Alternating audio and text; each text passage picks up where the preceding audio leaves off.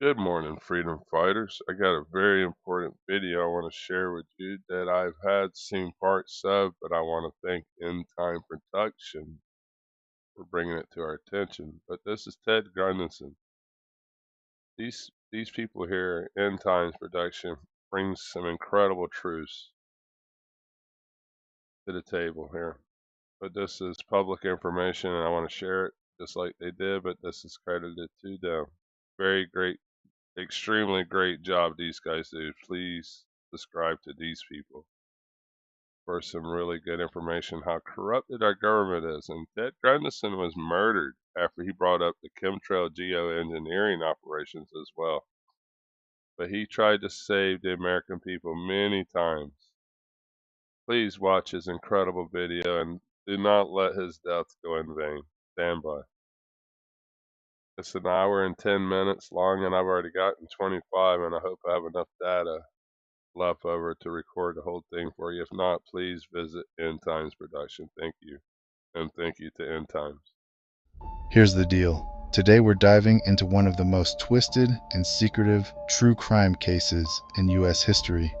The Jeffrey McDonald murders. Back in 1970, the brutal killings of McDonald's wife and 2 kids at Fort Bragg made headlines. But this story ain't as straightforward as it looks. Enter Ted Gunderson, an ex-FBI guy who started digging into this mess and found some wild stuff, like confessions from supposed cult members and secret conspiracies involving satanic rituals. By the time Gunderson finished his investigation, he was convinced there was something much darker behind it all. We're talking hidden networks, corruption, and even connections that link it to Epstein and, believe it or not, some modern-day celebrity stuff involving P. Diddy. Let's just say there's way more beneath the surface of this tragic crime than you'd ever imagine. First of all, let me say thanks a lot. I appreciate the opportunity to be here. I don't know if you know it or not. Some of you do, some of you don't. Former head of the FBI, Los Angeles, California, retired in 1979, March. And shortly after my retirement, I was asked to investigate the Jeffrey R. McDonald case as a private investigator. He's a former Green Beret doctor who was convicted of murdering his wife and 2 children in Fort Bragg, North Carolina, February 17, 1970. The long story, I put in about 2,000 hours on the case. When the case first began, my investigation first began, I told Dr. McDonald that I would investigate the matter for him. He had just been convicted and was sentenced to 3 consecutive life sentences. I think I'm going to sneeze. I didn't make it. Okay. 3 consecutive life sentences. I told him if I found out that he was guilty, I would no longer be on the case. I would drop my investigation. Much to my surprise, from the evidence that I read, information that I developed over a period of several years, I've established beyond any question of a doubt that this man is absolutely innocent.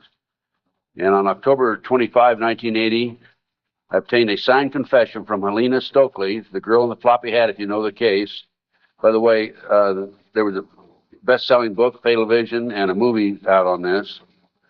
And the girl in the floppy hat said that Dr. McDonald did not commit those crimes. They were committed by my satanic cult group. And it was my initiation into the cult that night. And she gave me detailed information about the movement within the house that night, who did what. And I said to her, Helena, how do I know you're telling me the truth? And so one of the questions I asked her, the whole series of questions I asked her, and this is on audio video in some instances, the video, but always on audio. She said, I said, Helena, tell me about describe the jewelry box on the dresser in the master bedroom. And she described it right to a T. And just to make sure, I went down to Sears Roebuck and got a catalog and brought it back. And I said, Helena, pick out the jewelry box in this catalog that was on the dresser. She picked out the jewelry box. It matched. Also, she told me that she attempted to ride a rocking horse in the child's bedroom that night, but she couldn't ride it because the spring was broken. The only way she could have known that spring was broken was to have been there the night of the murders, February 17, 1970. So anyway, I submitted a 1,200 plus page report, actually 1,100 plus page, almost 1,200 pages, in March of 1981 to the FBI, Judge Webster, with a personal letter. He was director of the FBI. And I said, Judge, I believe this man is innocent, and he'd run out of money, and, you know, I've continued to work it as I usually do. And I think that the FBI should continue along the lines of my investigation. And much to my surprise, I started receiving, by the way, it also went to the FBI and to the U.S. Department of Justice, the Solicitor General's office. And much to my surprise, my witnesses, my 19 new witnesses, including Alina Stokely, started calling me and saying, hey, Ted, the FBI has interviewed me. They're trying to get me to recant. And I'm saying to myself, that isn't the responsibility of the FBI. The FBI is supposed to gather information, not destroy it. And that was my first clue that we had a serious problem in that case. And then I continued on, and I had a number of other cases that I handled privately. And in each instance, I noticed evidence was lost, destroyed, stolen. I noticed that there were strong indications of corruption. So I asked myself, now what's going on here? And over the years, I started gathering material until about 2 years ago. Up until about 2 years ago, I kept saying there's a loose-knit network operating in this country involving drugs, pedophilia, pornography, prostitution, corruption, et cetera, et cetera. 2 years ago, from my research, I'm convinced it's much more serious than that. It's more than a loose-knit network. It is a conspiracy. And you know how the news media comes after us when we use the word C, conspiracy, that C word. Well, they can come after me all they like, because I guarantee you right here and now, we do have a conspiracy, and I'm going to prove it to you here today. Now, one of the things that convinced me and really got me started in this regard, by the way, this conspiracy involves pornography, drugs, corruption, involves pedophilia, involves organized child kidnapping rings, the finders out of Washington, D.C., CIA cover, covert operation involved in the international trafficking of children, terrorism, bank accounts, and it goes on and on. By the way, I strongly urge you to go to my booth after this lecture and get my research, my book and my research on missing children. We're going to go into that a little bit in the lecture. But my missing children lecture documents that the finders, an organization in Washington, D.C., the CIA front. It's a covert operation. They're involved in the international trafficking of children. And I have a U.S. Customs report, official U.S. Customs report, in my book on the missing children. So I urge you to get it. It's only $10. Now, if you buy any of my products, any of my research, I beg of you, I don't want you to buy it unless you make a half a dozen copies and send it to your friends, okay? The name of the game with me is not copyright. I could care less about copyright. The name of the game is education, education, education. We need to know what's going on in this country today. So any of my research that you buy, please make copies and get them out to your friends. That's what it's all about. After one of my lectures, here's about 2 years ago, this is why I changed my mind from and using the word loose-knit network to conspiracy. After one of my lectures, a gentleman came up and gave me a book. He said, Ted, in fact, that lecture was specifically on the McDonald case. Ted, here's what it's all about. Take this book and read it. And this is the book, folks. It's called Pawns in the Game. Now, if you don't know this book, you don't know of it, I urge you to buy it. I've been trying to buy it, but I noticed one of the vendors out here has it. And please go get the copy of this book. I forget which vendor has it. What? CPA book. Yeah. I noticed they had 3 copies. Are you with CPA book? Huh? Richard Flowers. Richard Flowers. Go get this book when it's over. and order some more copies. I'm going to order some myself and start selling them in my flyer. Anyway, it's called Pawns in the Game, and it's by William Guy Carr. William Guy Carr had the same problem I did. He wanted to know what's going on in America and around the world. He was a Canadian, however, and as a result of his research, he wrote this book. So we have the Illuminati. Now, the Illuminati was established in 1776 by a fellow named Adam Weishaupt. In 1773, he was commissioned by one of the Rothschilds, House of Rothschild, to put together an organization called the Illuminati. And he culminated his work in May the 1st, 1776. If you'll notice, that's a communist holiday. And we're going to have to move along pretty fast. This is actually a 4-hour lecture I'm going to give you today. We're going to do it in probably an hour and 15, 20 minutes. But some of his goals, and the goals that he was commissioned to set up, there were 25 of them. And here they are right here. Here's the beginning of it right here. And rather than read each one of them, I'm going to summarize it, okay, because we got a lot of work to get into. Number one issue was men are inclined to evil rather than good. Number two goal and issue was to preach liberalism. Number three, use the ideas of freedom to bring about class wars. That's what we're doing today. Number four, any and all means should be used to reach our goals as they are justified, any and all means. Number five, their rights lie in force. We're talking about the Illuminati rights lie in force. Number six, the power of our resources must remain invisible until the very moment when it has gained the strength that no cunning or force can undermine it.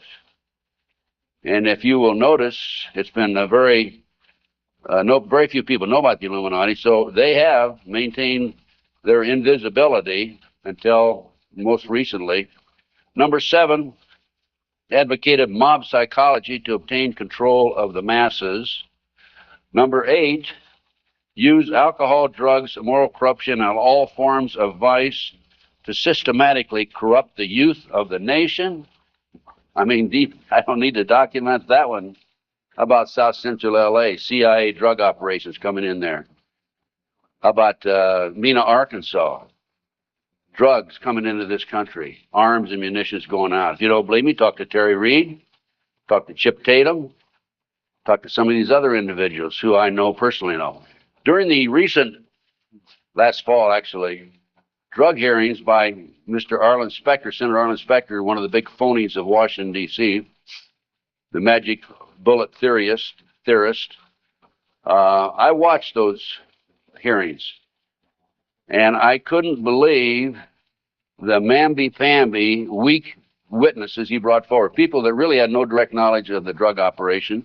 And that hearing was about bringing drugs into South Central LA by the CIA. I sent him a list of 16 names of people who had personal direct knowledge of drugs being brought into this country by the CIA. Never heard another word. None of those people ever appeared as witnesses. I might also mention in Oklahoma City, I sent my report, copied my report back to the committee. I sent them a fax and said I had information which would be vital to your investigation of the Oklahoma City bombing. That report, by the way, is also available to you. I urge you to buy it. Never received a response. Number 9, seize property by any means. We're seeing that on a daily basis. Farmers, businessmen, people who are arrested on nebulous charges, their property being taken away from them. Here's an example right here. This lady right here, she lost everything. Everything. They've come out and raided her house twice, Linda. Twice, Linda. This lady had a house that she bought before her marriage. It was in her name, and they seized it. She no longer has that house. Number 10, deal with the use of slogans such as equity, liberty, fraternity into the mouths of the masses in psychological warfare. Boy, if that isn't Bill Clinton, I never saw it, never heard it before. That man is unbelievable. As former Congressman Dennemeyer describes him, he's a draft-dodging, womanizing, pathological liar, and he certainly fits into item number 10. Number 11 dealt with war, number 11 theory and goal. In 1773, Adam Weishaupt set down policies that were publicly announced in 1939, folks. 1773, publicly announced 1939 by Britain and the United States. And the war should be directed so that the nations on both sides are placed further in debt and peace conferences conducted so neither combatants obtain territorial rights. Yalta. Perfect example. Stalin, Roosevelt, Winston Churchill after World War II. Number 12 told those present that they must use their wealth to have candidates chosen to public office who would be obedient to their demands and would be used as pawns in the game by the men behind the scenes. The advisors will have been bred, reared, and trained from childhood to rule the affairs of the world. We have that today without any question. The men behind the scenes. Number 13, control the press. If you heard my lecture yesterday on Oklahoma City, I documented that the mainstream media is being controlled by the big power people, by the phony politicians, by the bureaucrats, without any question about it. Information in the media, I have an itchy nose today. Maybe I'm going to kiss a fool or something, okay? We have a documentation of that, and I have that in some of my lecture material out and also my books. Number 14, their agenteurs will come forward after fomenting traumatic situations and appear to be the saviors of the masses when they are actually interested in just the opposite, the killing of the masses. The riots in Watts, the riots in South Central LA, folks. Number 15, create industrial depression and financial panic, unemployment, hunger, shortage of food. Use this to control the masses or the mobs and use the mobs to wipe out all those who dare to stand in the way. Well, I'll tell you right now, every expert I've talked to is talking about food shortage. And it's coming, I'm convinced. And we also know about the market crashing here in October. I had a market specialist on my radio talk show, and if you don't listen to my show, I urge you to, because it's a real good, solid education for you. Just this week, George Green, he was also on my show on October the 6th. George told us on October 6th there would be a crash of the market in October. It came. Now he told us this week there will be another crash and it will drop, he thinks, 2,000 points. So we'll see what happens. I hope it isn't true. Number 15, create industrial depression and financial panics, unemployment. I've already covered that. Number 16, infiltrate into the secret Freemasonry to be used for their purposes. That's been documented many times. Number 17, expound the value of systematic deception, use high-sounding slogans and phrases, and advocate lavish promises to the masses, even though they cannot be kept. Again, Bill Clinton. George Bush was good at that too, by the way. What's the difference between the Republicans and the Democrats high up? Nothing. Zero. You know, Mr. A, who has a booth next to mine, Mysterious Mr. A, he talks about subliminal messages. If you look at the logo of the Republican Party, you know the elephant with the 3 stars across the top? Well, if you look at it today compared to 2 years ago, the stars have been inverted. The point used to be at the top 2 years ago. Now the point's at the bottom.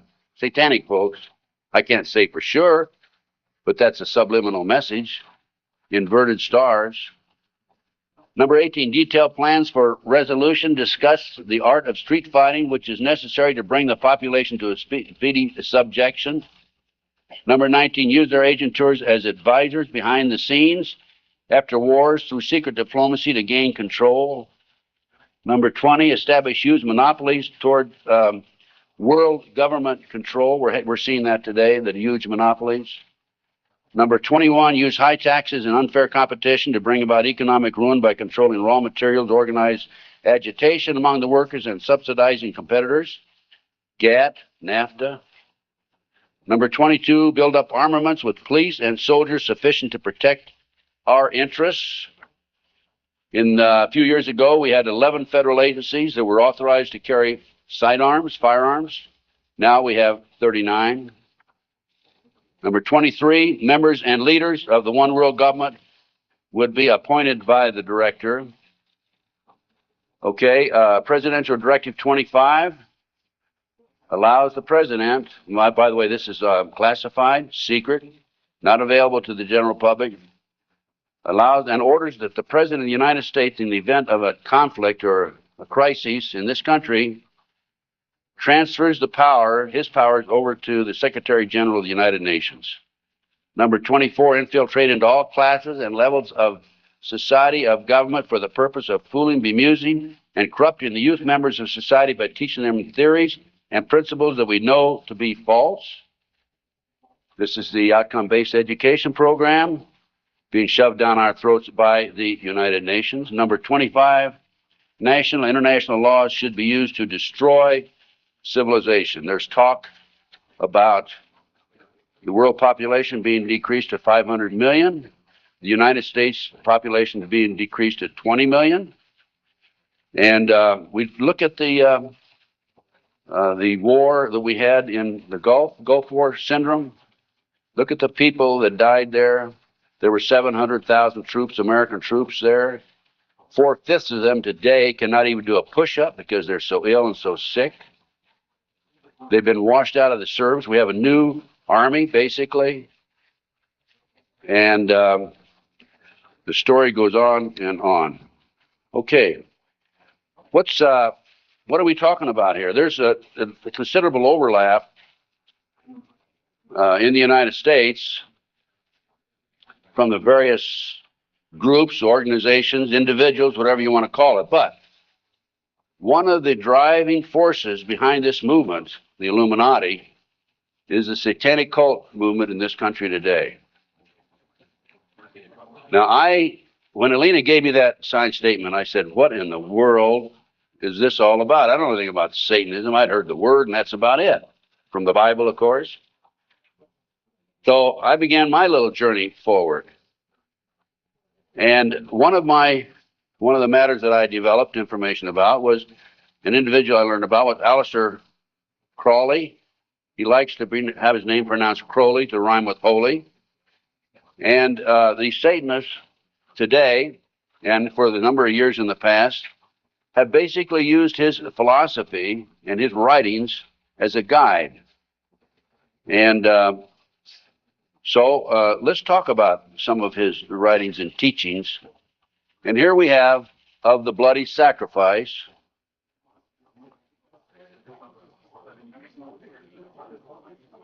And here we have The Blood is the Life.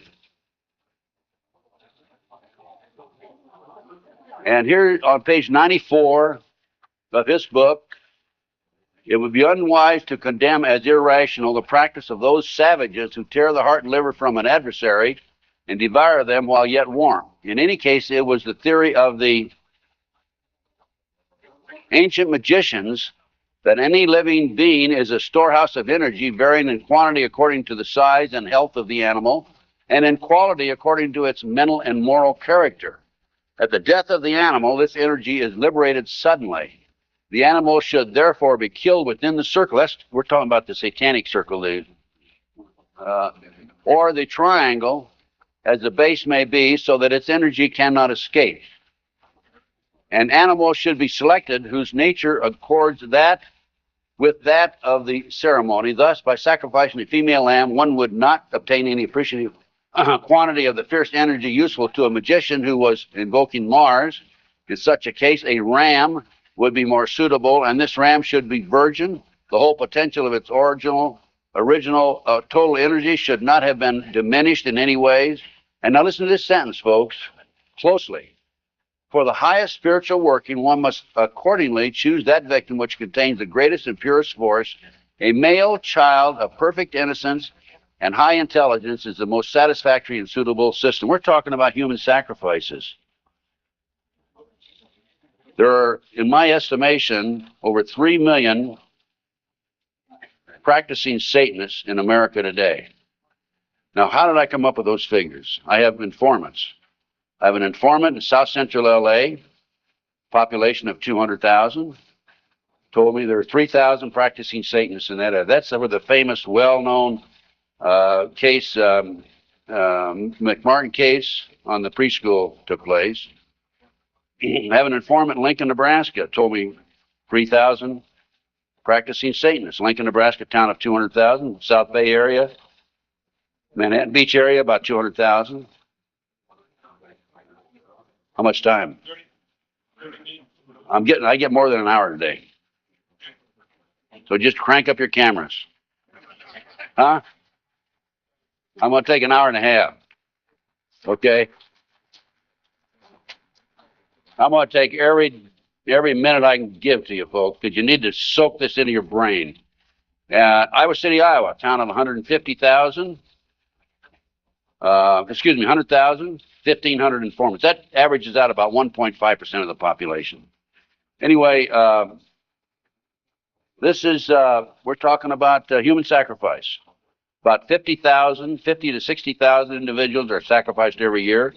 There are 8 basic satanic holidays. There are other holidays for the various covens, but there are 8 basic ones that they all honor. Now, one of the practices, this is another book of Aleister Crowley. One of the theories, we talked about human sacrifice, okay, there it is, right in their book. I mean, I didn't invent that. That's there. Another aspect of their religion, if you want to call it religion, by the way, the federal government does recognize the satanic movement as a religion, yet in Linda's case, the word Satanism was brought up by her husband's defense attorney. They sealed the records, have not made it available. And when she writes to her children and says, believe in God, she gets a letter back from these people saying, you can't mention God in your letter to your children. That's just an example, okay? Okay, we're talking here about the 666. That's the beast. That's Aleister Crowley himself. Moreover, the beast 666 advises that all children shall be accustomed from infancy to witness every type of sexual act, as also the process of birth, lest falsehood fog and mystery stupefy their minds, whose error else might thwart and misdirect the growth of their subconscious system of self-symbolism. What we're talking about there is children from birth being exposed to sex. These people, the satanic movement in the world, has set up preschools throughout the world for the purpose of getting their hands on our children. The parents drop them off at 9 in the morning, come back and pick them up at 4, 3, 4, 5 at night. In the meantime, in many of these preschools, the children are exposed to sex from the time of birth. In Linda Wiegand's case, it's exactly what happened. These children have been exposed to sex from the time that her ex-husband got his hands on those babies right up to the present time.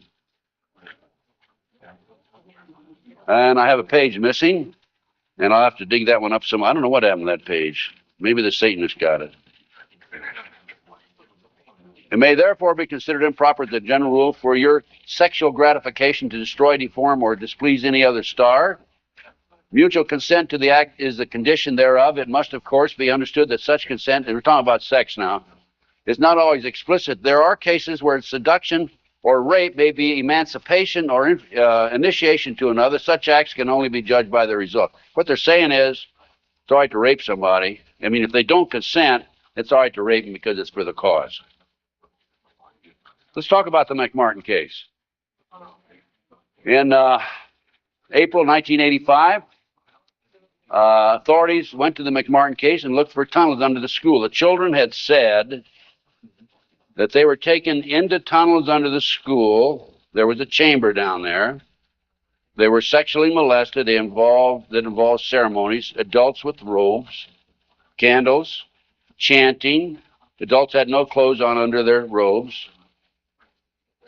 And they were taken up into a tunnel and a triplex, a bathroom trapdoor of the triplex next door. They were taken out in automobiles. We're talking about 2, 3, 4-year-old children, folks, and prostituted in the community. The authorities received this complaint in 1983. They began their investigation. The authorities finally, in 1985, went out and decided to look for the tunnels because they said the children were hallucinating. The children also said that they were taken by air up into a mountainous area where they were exposed to satanic ceremonies based on what they described, and brought back in time for the parent to pick up the kids. So the authorities didn't find anything. We're getting off. Pull those next slides.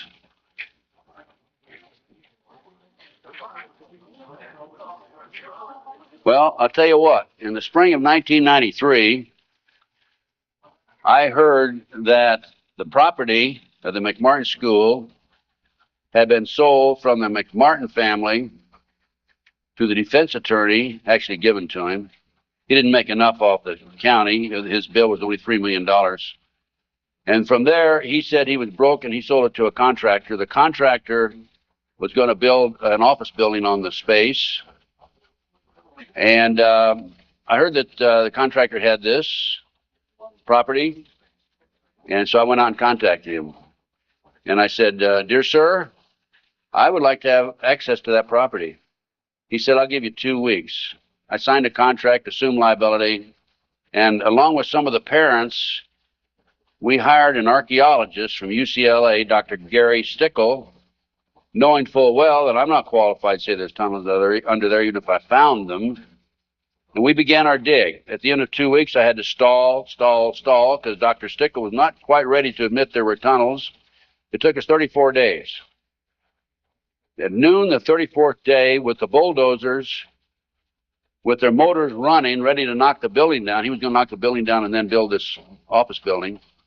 Dr. Stickle said, you know, I can say without any question right now, there have been tunnels under the school. They were filled in. Now, I'm going to show you the documentation on the tunnels. This is it. No, keep it there. Keep that there. This is the what we found. This is a preliminary report. I have a 186-page scientific report available to you out here if you're interested, by the way.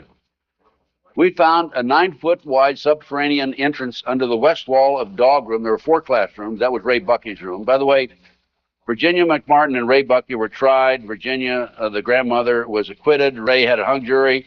And we found these tunnels in the middle of the second trial of Ray Bucky. They could have been used to convict him. We called the prosecutor. He sent his investigator out, Mr. Perez. Mr. Perez told me, I don't want you entering in my conversation with the archaeologist. I said, why? He says, you're too argumentative. I said, well, okay, you go in and talk. I'll just keep my mouth shut. We went in, he talked, and he argued with the archaeologist. Here's an investigator not qualified to talk about tunnels. He said, there aren't any tunnels there, and the archaeologist, of course, argued. But anyway, they didn't use that evidence, strong evidence, in the second trial. They ignored it right in the middle of the second trial. I might mention this. The children identified professional football players, professional baseball players, household name actors, actresses, and the son of the leading politician, not a leading politician, the leading politician in Los Angeles as being perpetrators. Okay, we found an avocado tree root cut on both sides of the entrance, and I'll show you this in just a few minutes. The entrance of the tunnel, as I said, it was 9 feet across the top, and on one side was a live avocado root, on the other side was a dead avocado root. They had to cut that out. We have this, by the way. We found a plastic Disney bag, copyright 1982, about 4.5 feet below the classroom floor, and 3 to 6 inches in from the entrance and under the foundation. Now, the reason that plastic Disney bag is so important is because we think that they filled the tunnel in 1982 when the complaint was initially brought to the attention of the authorities. I said 83 earlier, it's 82 when the complaint was made. And when they filled it in, the plastic Disney bag somehow or other flew in there as they were filling it in and nobody noticed it. Now, who says there is no God, right? What documentation, fantastic documentation, that tunnel, the entrance to that tunnel, this is right at the entrance, was filled in 1982 or sometime subsequent to 1982. Mr. Ken Lanning, the outstanding know-it-all FBI expert, behavioral science, says that I took that garbage bag in 1993 out of a trash can and placed it there, that I planted evidence. Of course, Mr. Lanning says There's no organized satanic movement in this country today.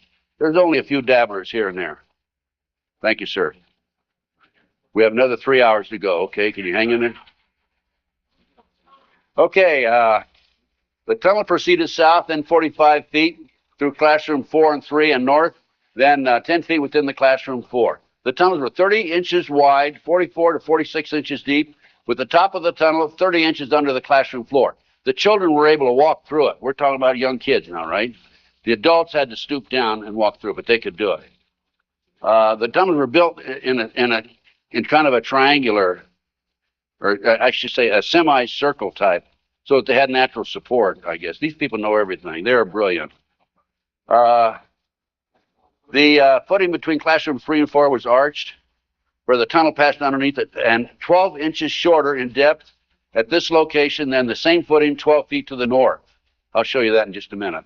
That's significant because the arch was where the tunnel went, and it was arched in that particular location, whereas 12 feet away, it was 12 inches longer or thicker. Footing between, let's see, there were 4 large upright containers were found in the tunnel under the arch, obviously hand-placed. A 9-foot wide chamber was found along the tunnel across classroom 4. The top of the chamber and the top of sections of the tunnel had layers of plywood covered with tar paper, which had apparently been supported by cinder blocks and 2x2 and 2x4 wooden posts found underneath. Tunnel features made it evident that the tunnels had been hand-dug. The 7-foot tunnel extended into the triplex next door. Tunnel extended from the bathrooms off of the office and classroom 1 to the front yard of the triplex next door. Front yard concealed from the street by a 3-car garage.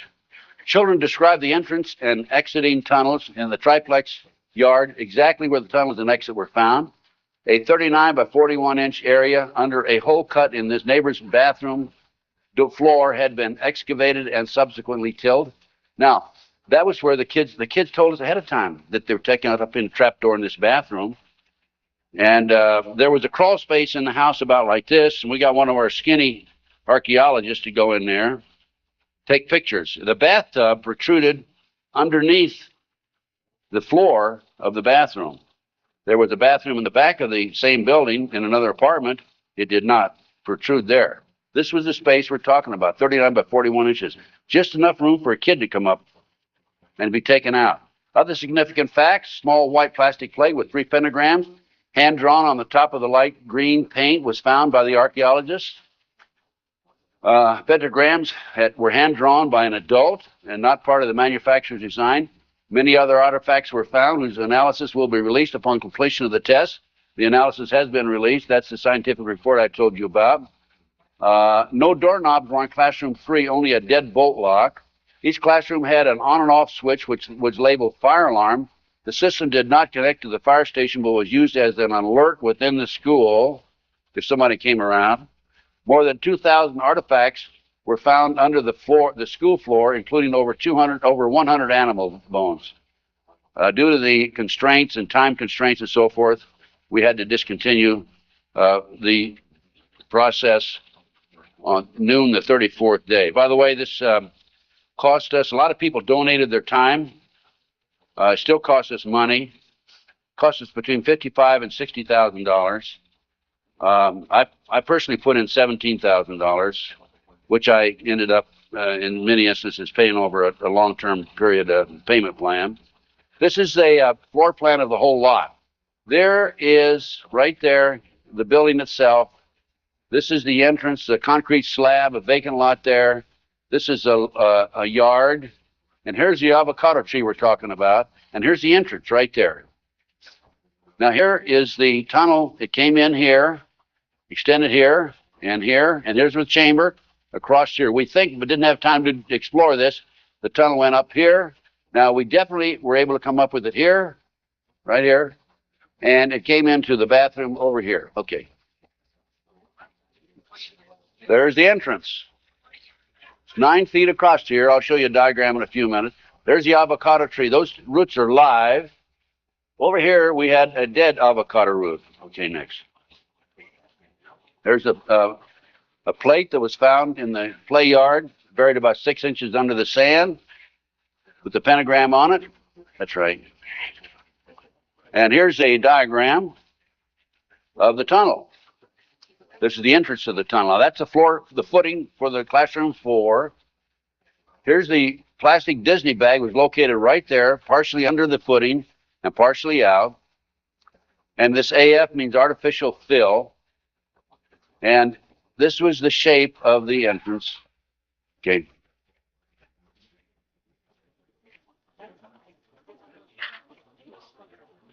Here's your diagram. These are your drawings.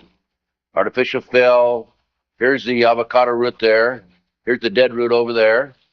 Distance 120 or 21 inches below and 14 inches below the footing.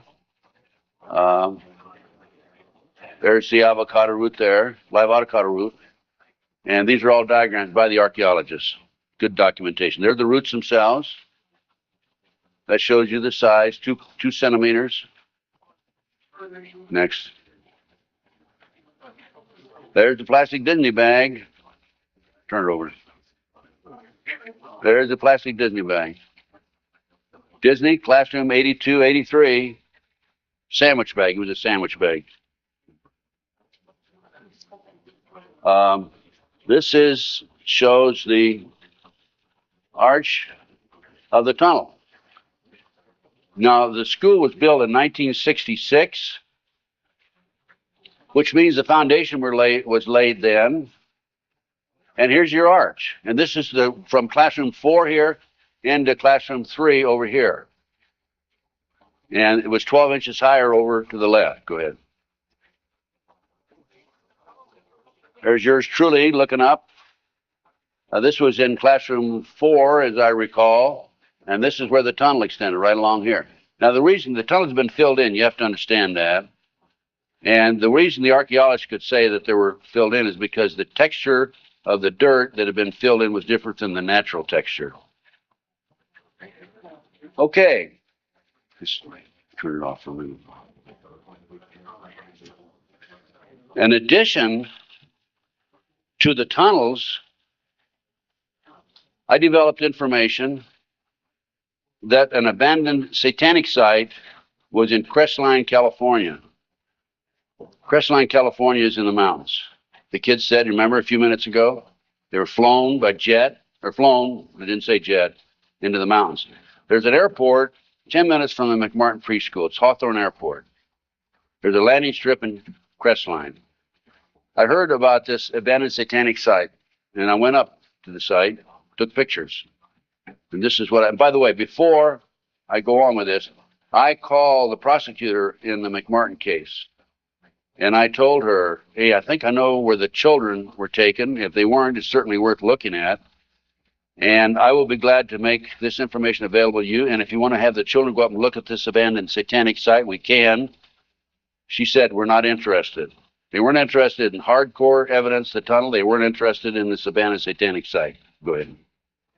This is what we found. 666, one of the satanic signs. That's a stone on the site.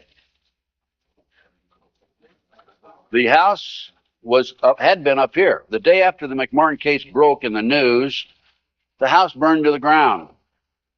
And it was here. The street's on the other side of the hill.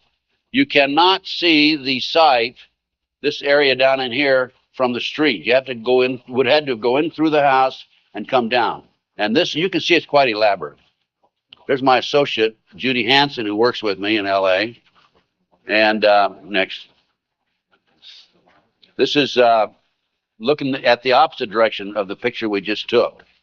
And you can see there's San Bernardino down in there. And you can see that on the side of a mountain like that, nobody's going to find it unless you fly over with a helicopter. That's probably an altar, flattened stone. Also an altar, another altar that had been broken. This is, of course, you recognize the star. Now, this is a satanic symbol. Put the next one in. Hold the first one. There it is right there. Put the other, first one back on. Now overlay them. Turn it around, that away. Okay, any question about that, folks? No. Now let's read what that says. Amsday.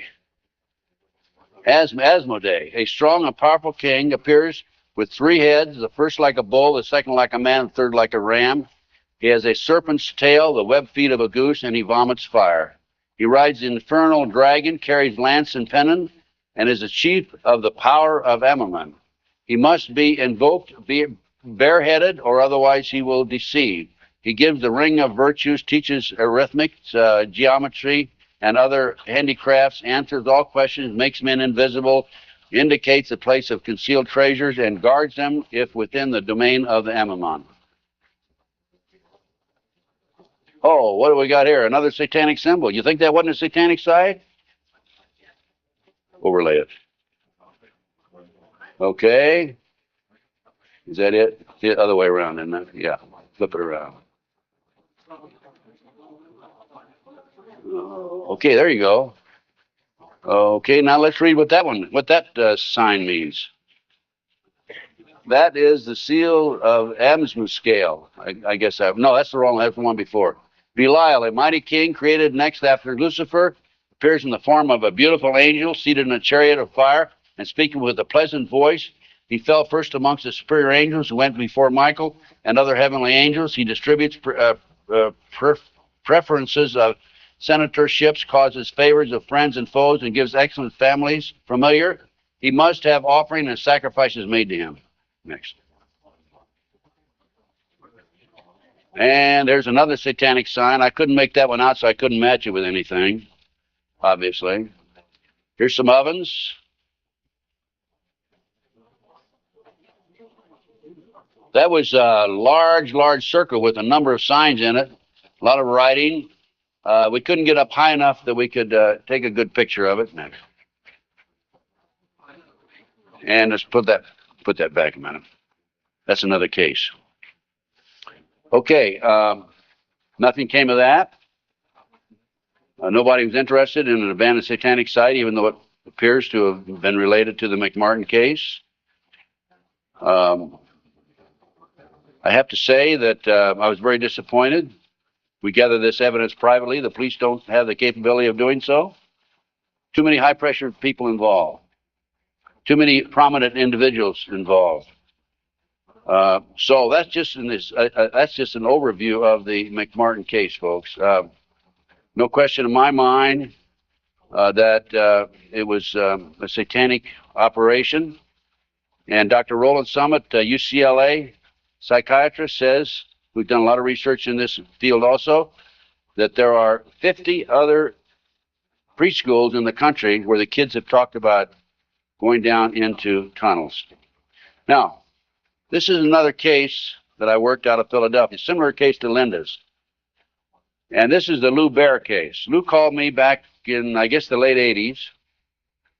And he said that he had gone underground with his children. The great FBI came in with their SWAT team, as they did with Linda, raided his house, grabbed him, put him in jail, took the children, turned them over to his ex-wife, whose boyfriend, according to the children, was sexually molesting them.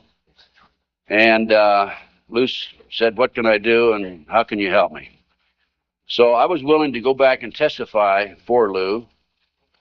And one of the matters that I was going to testify about was the drawings by the kids. And it's not a funny thing, but it's an established fact that children who have been sexually molested for some reason or other, when they're, 2, 3, 4, 5, 6, 8, 10 years old, whatever, will invariably draw pictures of their activity, of their exposure to these nefarious matters.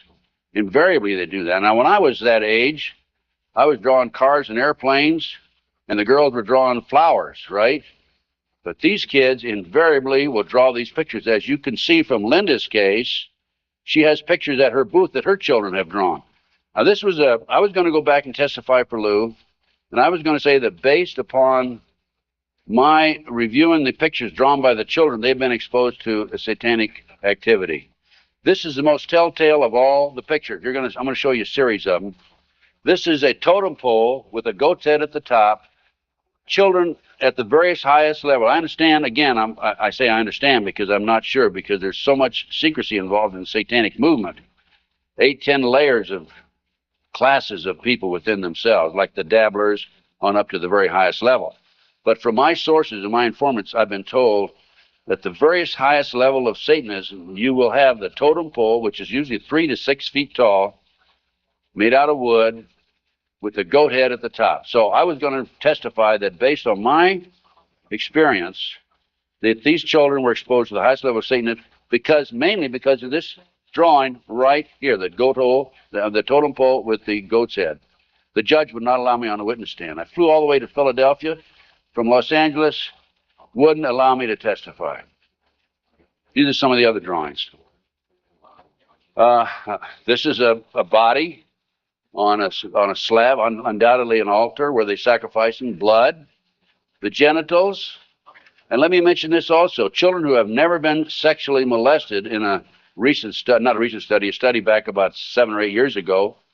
Children who have never been sexually molested do not draw the genitals. Children who have been sexually molested, a high percentage of them draw the genitals, and so children who have been ritualistically sexually molested, a higher percentage will draw the genitals. Little Matt Bear drew a picture of people, a fire, baby being thrown in the fire, human sacrifice, obviously. An altar, bone, liver, blood, kitty. And another ritual ceremony. Here's trees, people, fire. And another, people have no cloth on, he says. Table, knife, devil.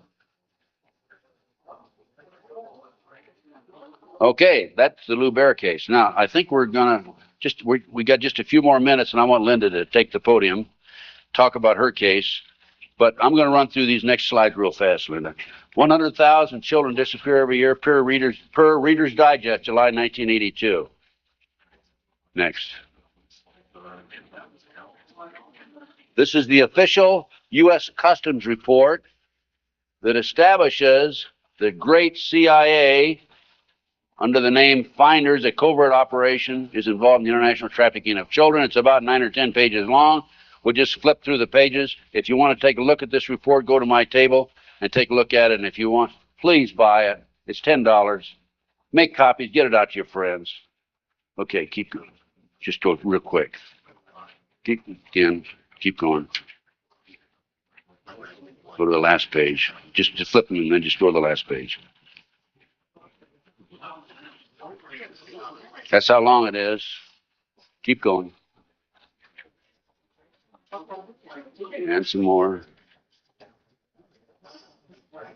That's it. Okay.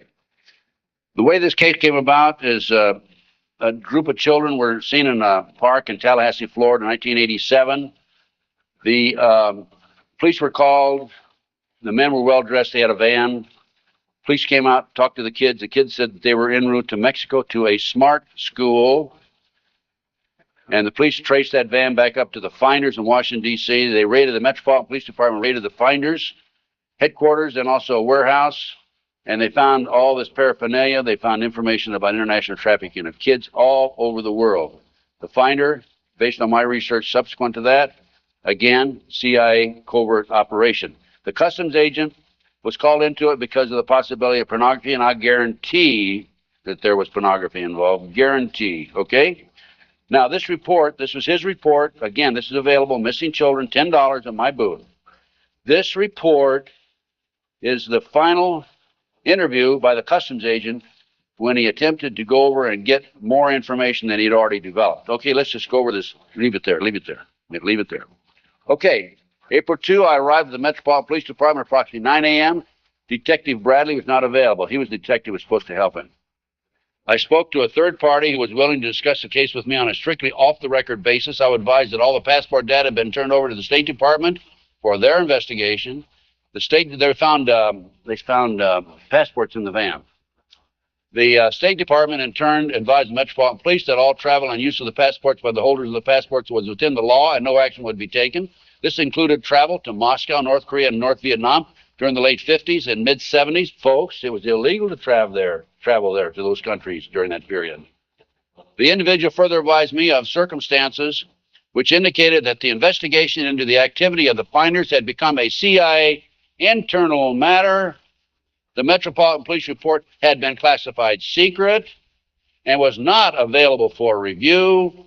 I was advised that the FBI had withdrawn from the investigation several weeks prior, and that the FBI Foreign Counterintelligence Division, that's FBI headquarters, by the way, had directed the Metropolitan Police Department not to advise the FBI Washington field office, that's the field office, of anything that had transpired.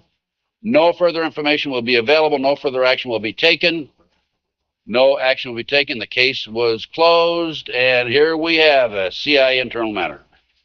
The finders group, the finders case organization was founded by a CIA agent back in the early 60s, and here we are, 1987, still operating. I have the man's name. I have all the information on it. A real quick overview: CIA experiments with mind control on children, MK Ultra. This is an outstanding article. It's available in that same report. Just flip the pages. Keep going. Okay, folks, I'm going to turn the podium over to Linda Wiegand. We have about another 15, 20 minutes, I believe. And Linda's going to talk about her case. This is one of the most classic examples of corruption I have ever seen. And believe me, you can tell from my lecture that I've seen some pretty awful examples of corruption. Go on for a minute. Linda Wiegand, my friend, God bless her, she's a fighter.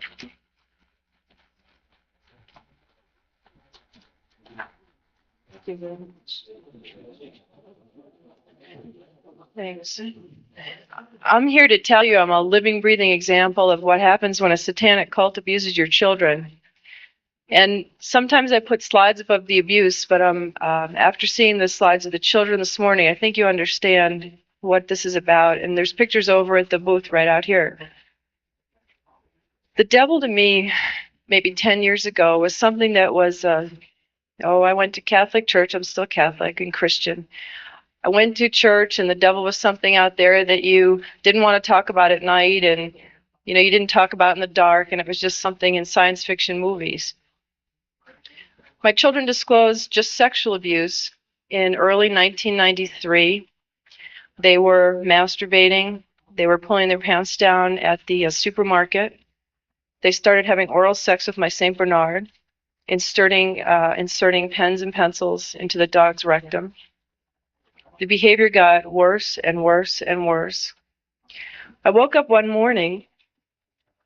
I don't usually talk about this stuff. I woke up one morning to the bread, the butcher block that you cut bread on, because I'm a vegetarian, so it wasn't a butcher block. And there was a huge bread knife in the middle of the butcher block with a big pool of ketchup in the middle of it. And that was on my kitchen table. And I said to my children, what is this? Who did this? What does this mean? And my son John said, Mom, this is some of the things that we have to see and that have been done to us. I knew I had a big, big problem, and I had no idea what it was called. I called all over the country. I had children's drawings for the police. My husband was under arrest for sodomy and oral sex with my children. And I had all kinds of drawings that had circles and people with, there was black candles always in the middle of these tables, and all this oral and anal sex pictures. And I went to the Catholic Church and I said, I don't know what this is, but it seems to me these drawings are significant.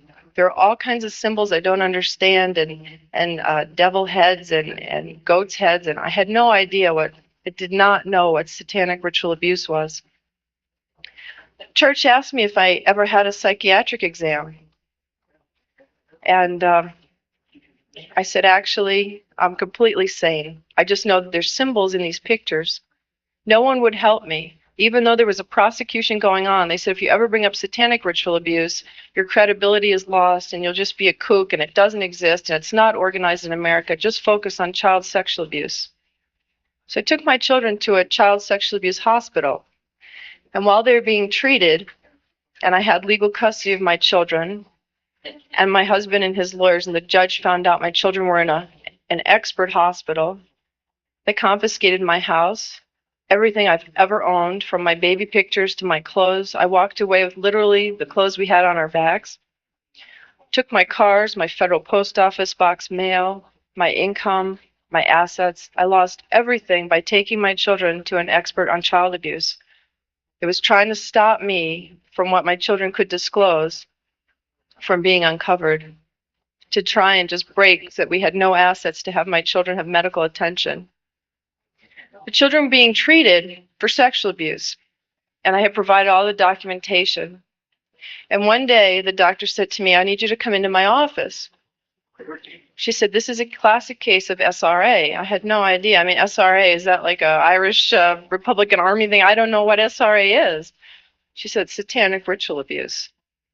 And she showed me the drawings that the children were doing in her office. And they were of blood sacrifice, of people cutting their arms and dripping blood in chalices, of chalices with devil heads, and on and on and on. It includes group sex. It includes children being killed. And I remember I just felt like my guts were just punched out of my body. I did not know what to do. I didn't know where to go. I called every organization in the country asking for help, children's organizations. And no one wants to acknowledge satanic ritual abuse. And all the child abuse organizations only say that they lobby. They don't actually help people. And so my quest to save my children has taken me here. And as a consequence, and I can tell you here today, there are other mothers who are here today to ask me for help who have children that were victims of satanic ritual abuse. And it's really hard for me because I'm only one person, and my life has been annihilated, although I have to say it's being rebuilt for the better. But John and Ben, my boys, are 11 and 8, and have lived for 15 or 16 months in the home of a satanic abuser who has been documented as a member of a cult, who 25 people and the state's attorney in Connecticut are investigating and have substantiated sexual abuse and the cult. And yet the governor and no one has been acting to protect my children. So it makes me wonder just how high this goes. But I'll tell you a story about a little boy that affected my life, and I guess it's besides John and Ben, who I always think about and who I want to stop this from ever happening to another child again. I heard a story about a little 8-year-old boy. His mom had taken him to protect him, and they were found. And I had been underground for 3 years, by the way. The mother and this little boy were found. The little boy was taken to a basement. He was crucified alive. First, he was skinned. When they torture the children, it causes a physical reaction of the endomorphins in your body to just increase because of the terror and the pain. So when the Satanists drink the blood, they actually get like a chemical, a high, like a drug high from the blood of a tortured victim. And this little boy was found in the basement dead, with no blood, skinned alive and crucified. This cannot happen to any more children. I can't do it alone. My children are there. It's really hard. I need each one of you to know this is not a fairy tale. This is not something out of science fiction. I was a mom who ran a charity and baked oatmeal cookies for my kids. And because my children are victims, I have to stand here and I have to tell you these horrible stories. And I could tell them all day and all night, because both Ted and I get letters and calls for people begging for help all over the country right now. And the only way we can help them is to help save John and Ben first, set the precedence. We will not tolerate this anymore, not only to the children, but to our own lives. And we will not tolerate this. We must stand together. And I ask you to please, especially prayer and donations and letters, and help me save John and Ben. And then the rest of us are forming a task force to go around the country and start saving everybody else. Thank you very much.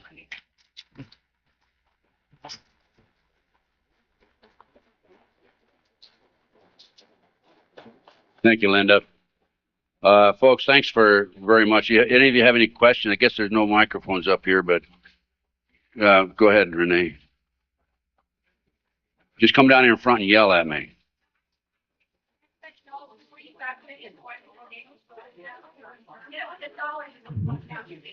It's immediately behind this curtain on the left, and if you can just go put a few dollars in the basket there, it'll help. What we have now is we have a team of investigators organized in Connecticut. Many of them are working on a voluntary basis. Some are charging a minimal amount, the discount rate. We have attorney fees. We have filing fees to file the civil rights federal violation case against the 4 judges. And the state of Connecticut, which was filed here about 10 days ago, cost us $1,000. We served the 4 judges, 2 attorneys, and the governor with letters just about 2 days ago telling them unless they release the oldest boy back to Linda. By the way, this boy is not the biological son of the ex-husband. He never adopted this child. Unless they release this child back, we're going to file criminal felony charges against the judges and the governor and others in the state of Connecticut. And we're not kidding. We're going to do it, okay?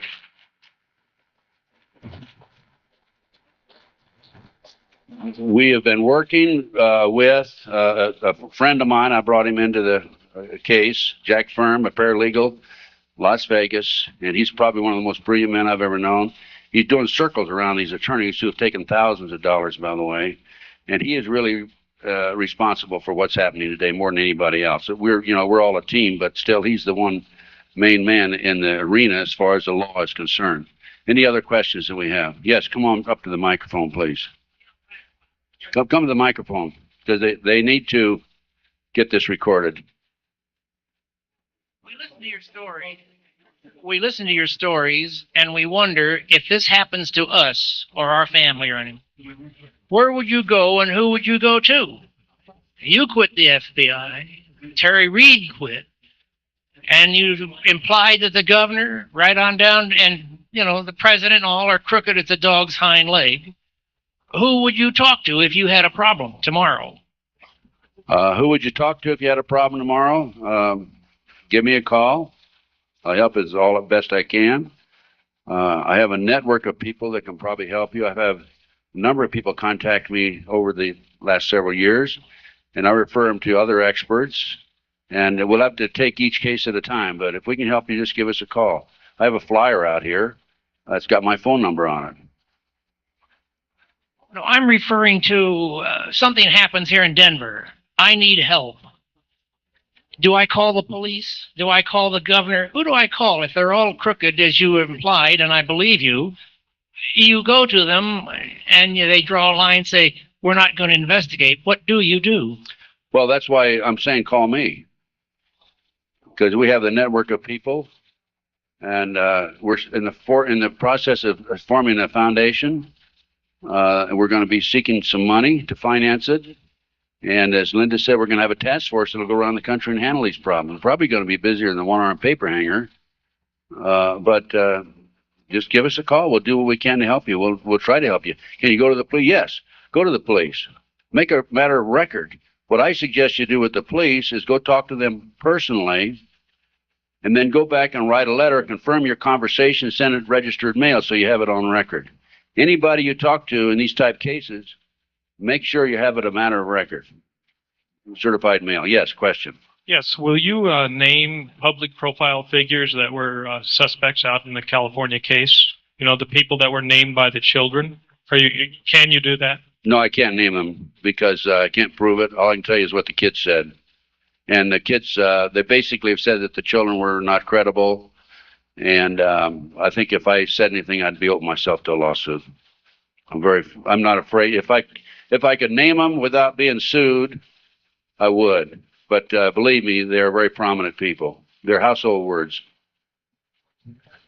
What elements of of possible satanic abuse do you see in the John Bonet case? Interesting question. What elements of possible satanic activity do I see in the Bonet case? I can't prove it. From the day that case broke in the news until today, I see signs of it, indications of it. The tourniquet around the little girl's neck. One of the practices that they have in their mind control activity and is to take a child right up near death and then bring them back from close to death. I would suspect that that's a possibility here, that this child, they took this child too far and the child passed away. I don't know again, but I'm saying based on my experience and expertise, good possibility of that. I'd say there's a good possibility that, in fact, I'm confident that the family knows much more than what they're telling. The fact that they were not cooperative for a number of months would indicate that. My instincts tell me that. I would have to say she was probably a victim of a pedophile operation or a pedophile ring, which dovetails into Satanism and cult activity. Any other questions? Well, thanks, folks. I enjoyed appearing before you, and I hope you learned something. Go buy some of my research and make copies and pass it out. Education.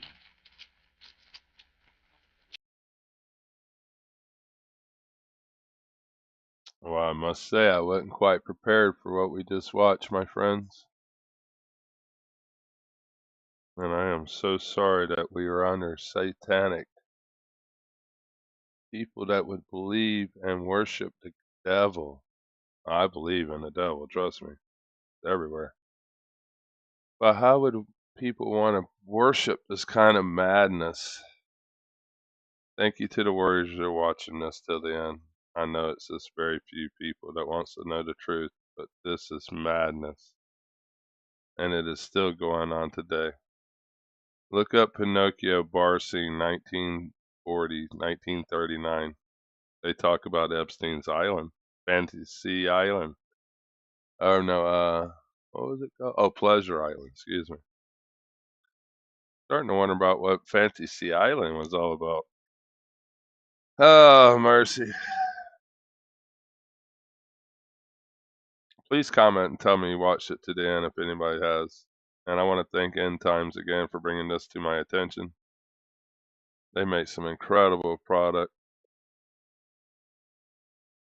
We have been censored on every level, especially when I tell you the truth like I have. Nobody sees my material. I hope somebody sees this till the end. Commercial fishermen standing by. We are ruled by devil worshippers. They get everything for worshiping the devil. But eternity of fire will be their reward. Commercial fisherman out.